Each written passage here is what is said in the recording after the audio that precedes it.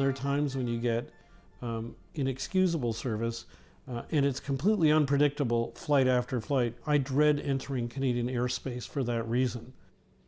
Some strong words based on personal experience from an advocate for people with disabilities. He says voluntary codes of practice by airlines just aren't good enough to protect vulnerable travelers.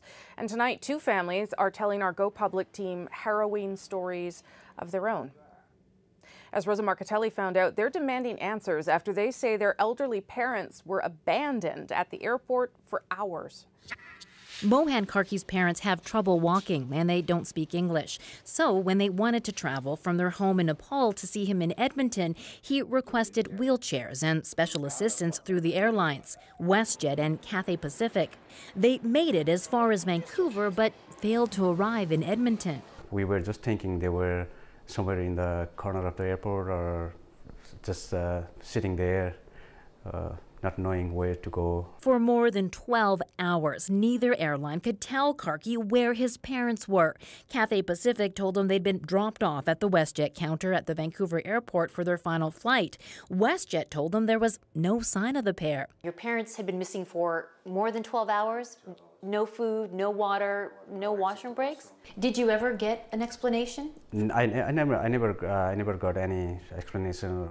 He says he gave up on the airlines and called RCMP. It took officers just 20 minutes to find the couple, confused in their wheelchairs and just steps from the WestJet counter. She was scared and shaky. The same thing at the same airport happened to Tang Phan's 76-year-old mother on her trip home to Vietnam. He says a WestJet employee dropped her off at the wrong departure gate. My mom told me that the wheelchair attendant just left her there without talking to anyone. He says she was in that wheelchair for almost 8 hours until an employee from a different airline found her. It is appalling treatment that should never happen in Canada.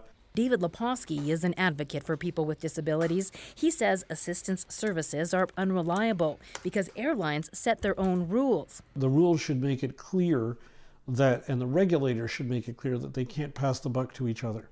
The regulator, the Canadian Transport Agency, hopes to have legally binding regulations in place by next summer, with penalties for travel providers who break the rules. The goal is to provide seamless assistance from the time people arrive at the airport until the end of their trip. They need to make sure that passengers don't fall between the cracks. Cathay Pacific says it followed protocol when it handed Mohan Karki's parents over to WestJet.